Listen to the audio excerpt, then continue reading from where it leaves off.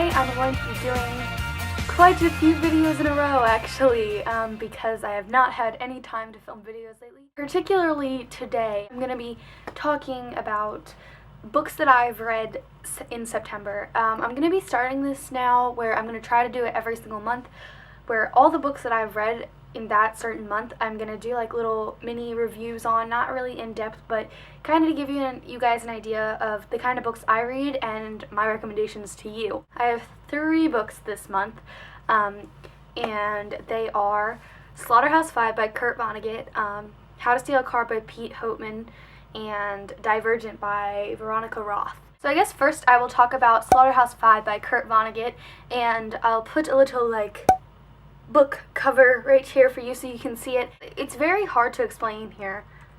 I will look it up on my computer. My interpretation of the novel could be very different from other people's interpretation. It starts out the book with him trying to come up with an idea for writing about his experiences in World War II without being outright and very depressing and everything. And then it kind of about a fourth of the way through the book it transitions into him telling the story of Billy Pilgrim. Billy Pilgrim is this guy who I'm guessing he bases Billy off of himself, who is he's been in World War II. He basically time travels, and these things called Ralph-Madorians, they're aliens. Let me see if I said that right. Ralph-Madorians put him in a zoo to kind of study him, and it kind of jumps between him being in captured in World War II to the night of his daughter's wedding and being in a mental hospital. It goes between so many different things because he's time traveling. So it is kind of hard to keep up, but I love Kurt Vonnegut's style of writing because he is very satirical and he does make little jabs at society and everything that kind of make me laugh. The one thing that I loved about this book is "so it goes." He says that at least, I'm pretty sure at least once a chapter, "so it goes," and it's kind of in this sarcastic way. His wife accidentally died of carbon monoxide, so it goes, and I just love that. So overall, in a rating, I would give Slaughterhouse-Five a 4, just because I do love Kurt Vonnegut's style of writing, but I kind of got annoyed with some of the characters sometimes. Moving on to the next book. The next book is called How to Steal a Car by Pete Houtman. I think that's how you say it. I don't know about you guys, but when I was in middle school, there was a book by Pete Houtman called Rash, and it was set in this dystopian era in the future where I don't even remember what it was really about. Rash is set in the USSA, United Saver States of America, circa 2074, where French fries, football, and fighting are legal.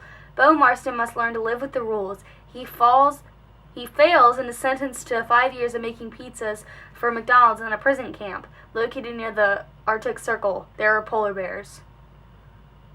What?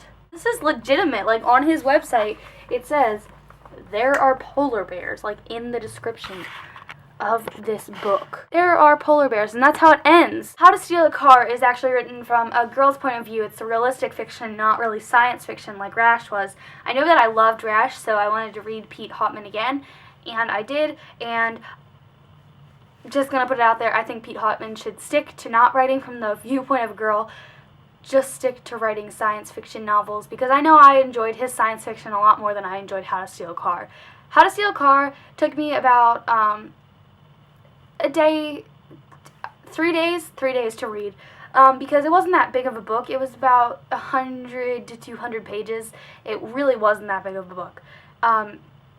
Plus, the writing wasn't all that complex, which I do like every once in a while. You didn't have to be careful about how you're reading it, so that was nice. How to Steal a Car is about a girl. I can't even remember her name because the book isn't in my memory that much, but it's about a girl who makes a habit of stealing cars. First time it's accidental, I don't know. It just starts out accidentally, and then it's coincidentally she has to steal her neighbor's car to go pick up her friend from this from a date that she got ditched at. And it's just, I don't know. Usually I'm very picky about guys guy authors writing from girls' point of views, because me personally as a girl, I'm like, wow, I would never think of anything like that. Which is why I do love John Green so much, because John Green can write from the point of view of a girl without making it seem like we're all big babies who complain about everything. That being said, I'd give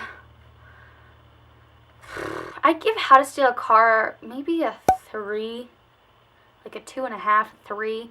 It just didn't really stand out to me. Obviously, I can't even remember the girl's name. It just didn't stand out to me that much. The third and final book is the one that I said I would show you at the end, at the beginning. And it is Divergent by Veronica Roth. Veronica Roth, this, I think, personally, is better than The Hunger Games. I do like The Hunger Games, but I feel like this book is really good.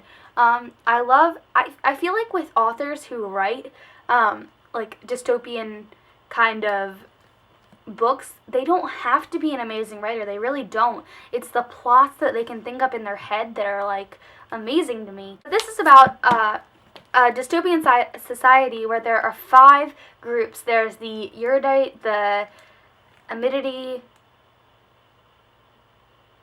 dauntless, abnegation, and candor. And they're all, like, determined by, like, you know, what they are. Here, let me see. Candor is the honest, abnegation is the selfless, dauntless is the brave, amidity is the peaceful, and erudite is the intelligent.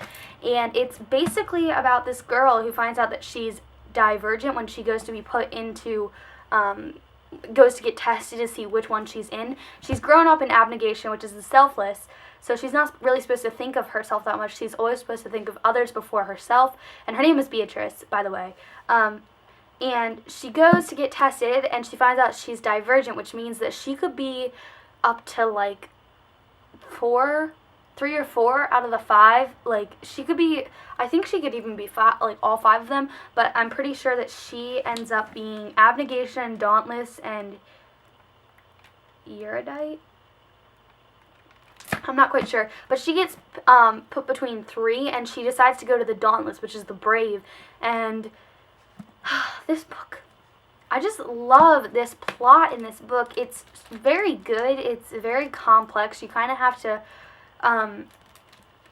things move, like, fast. Like, you could have, like, one character in the book 3 pages back, and then, like, the next page you turn, that character's dead. The one thing that did impress me so much about this is that this is her first novel ever.